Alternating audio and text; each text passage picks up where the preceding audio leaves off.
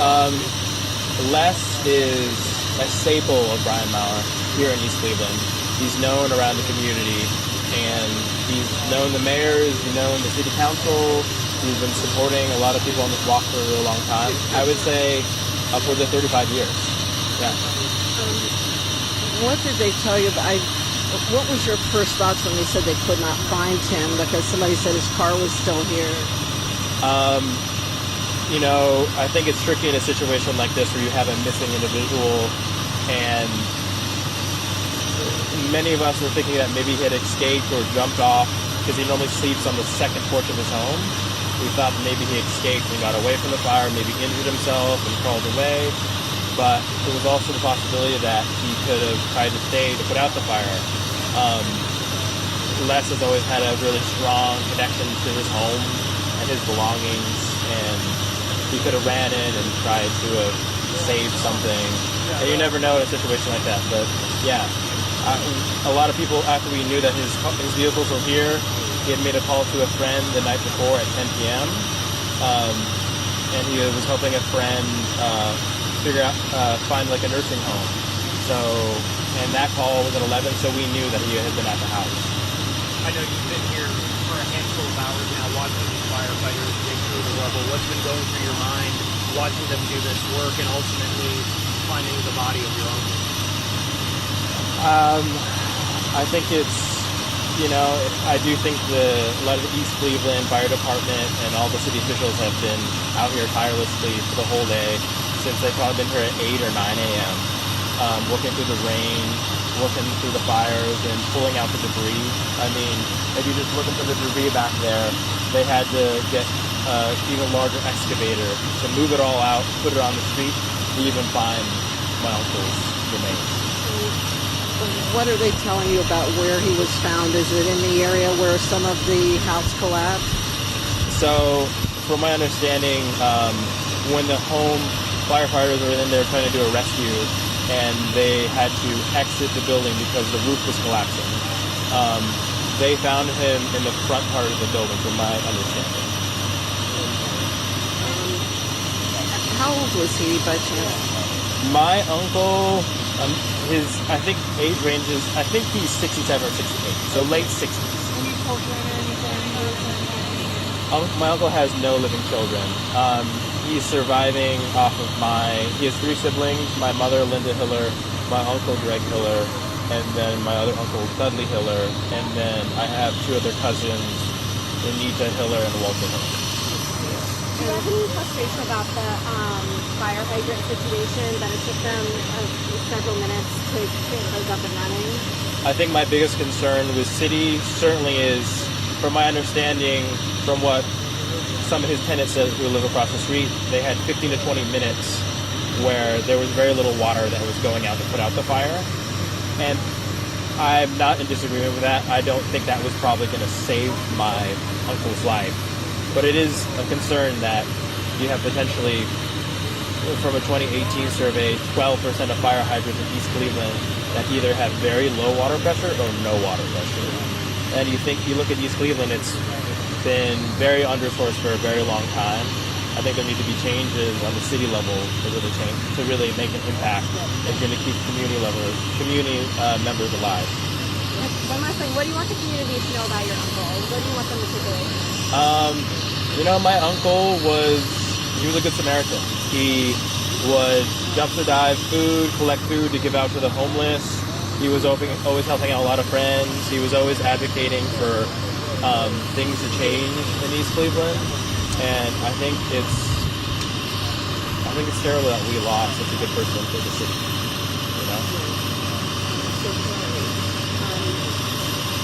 I guess does he have any other relatives that are here in town?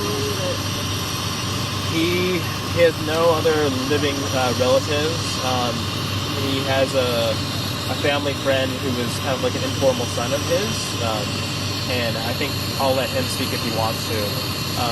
But I guess I just want to say that the other concern I think one city can take into account is the unfortunate reality is that we always kind of expected my uncle to kind of go down with his house. unfortunately, he was a very avid hoarder, and I do think there could have been. The fire chief knows him, right? There were other public officials that knew him and knew that he was very much a public health concern, and they never really went into the framework or legality and politics of trying to take his house away from him. And it sucks that I feel like if that had happened, maybe he would have been alive today. All that stuff is in there and burns. And if you have all that weight that collapses the house, added that onto the fire, any form of flame could start a huge fire within minutes. It makes it difficult also for firefighters to move around or try to rescue you. And it's not an uncommon situation where you have hoarders that live in East Cleveland who will come and buy a lot of cheap homes and put as many things as they can in them. Although my uncle, even though he had this habit, he was an incredible person.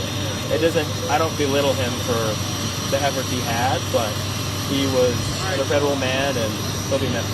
Really. Just to shine a light maybe could save somebody else. Yeah, we're in a situation where, if the public sphere changes, there needs to be more potential impact out there to save whatever next family happens again. Because I don't want this to happen to anybody. Yeah. Can you break down his name again? And also, do you have a picture of him? Yes. I'm going to send you guys, I have a Google Drive with some photos that I'm going to send you. Can I give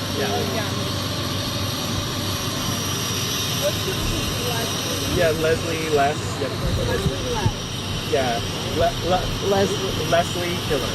Leslie Hiller. Yeah. Or Lester.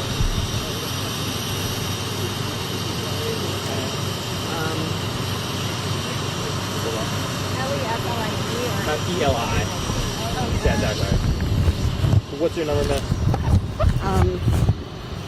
216 318 318 99 64. Can I get yours just in case? Yes. 740 589 0540. Okay.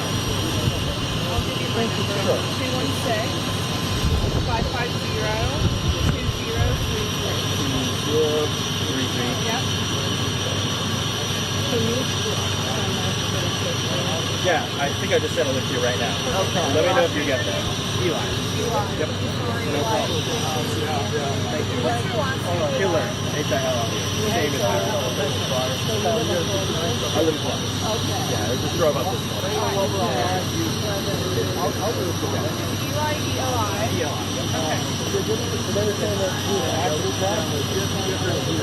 Yeah, so he was a freight train hopper, and there's some photos that I sent to them all that have photos of a trip we did there in 2014. Yeah, so it's cool. I mean, it's very new. Very illegal. But super fun. Yeah. Yeah, he's in freight train hopper. Make sure they... Do you guys need any photos of my uncle? No worries. I gave it to her. Well, Kyle's gonna.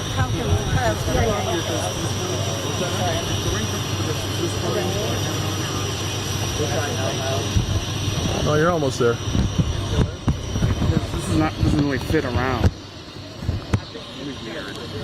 Yeah. I have to constantly keep pushing this Yeah. back.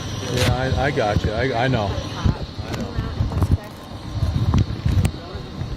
And then this guy up here will go, this strap will go across your lens. Supposed to be able to get your viewfinder through this hole.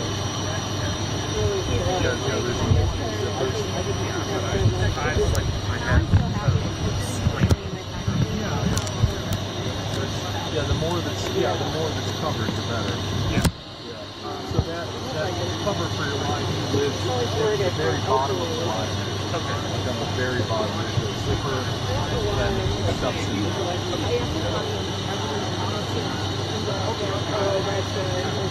Yeah, so you can get her own car. so you don't have to share a car. Brittany's here. Great. When you're ready to get your gear out of my car. Oh, let me grab right now. Yeah. Okay. I'm gonna see if I can move our car up a little bit. Okay. Okay.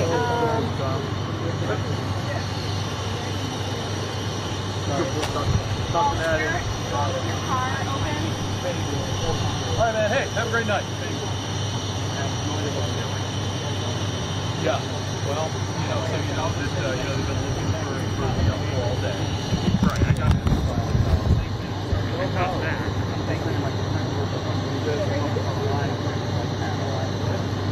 Yeah. Applied pressure, live 6. Yeah.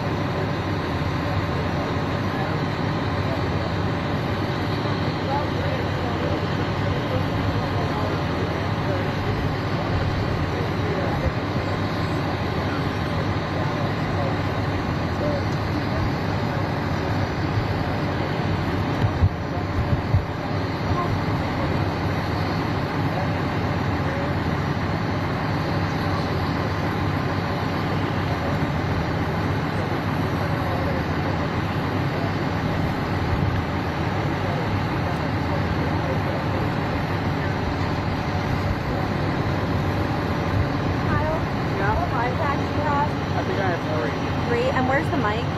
Michelle has it. Bringing the car up close to here. Yeah, so. The fire chief right now. Okay, so she has the mic.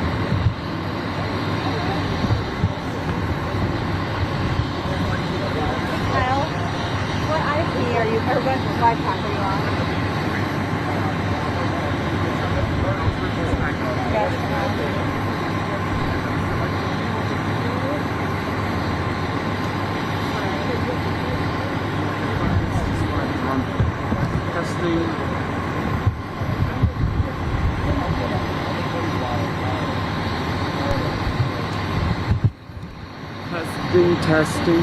Okay. Thank you.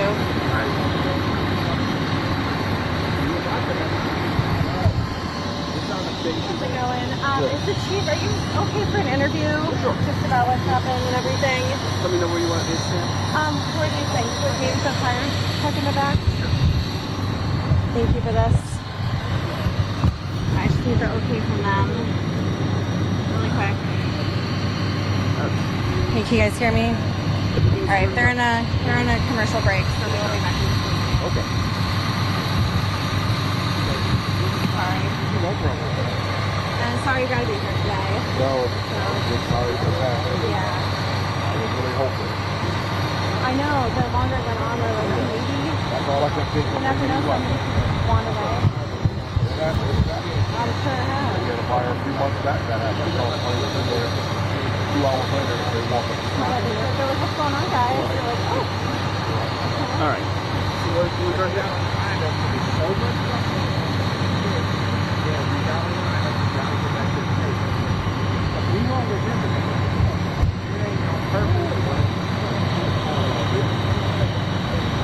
So, is there any way you could do on me, and then I'll bring the chief in? I'll do it off the shoulder. Okay. I'm trying to see that. All right. And then we're gonna come to me, and then I'm gonna say we're here with Chief David. Worley. Chief David Worley. You want fire marshal move? If you guys, yeah, you guys can both feel free to answer the question. And what's your full name? Thomas. Thomas. He's the city's fire marshal. City Fire Marshal. Okay, so you want me to do a two-shot with them? Yeah, and then I'll just ask questions. Okay, so first you, then two-shot with them, and Yeah. then we get closer to the chief. Yeah. Whatever feels right on that.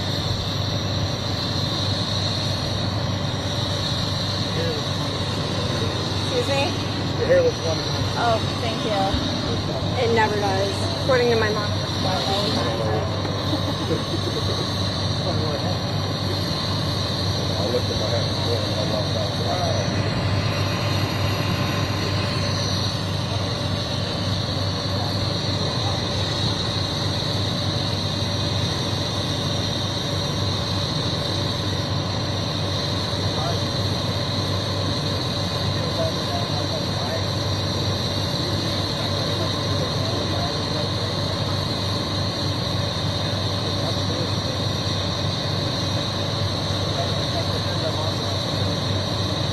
Yeah, it's just been a devastating day here in East Cleveland as this fire scene that killed one person and resulted in 2 homes being destroyed.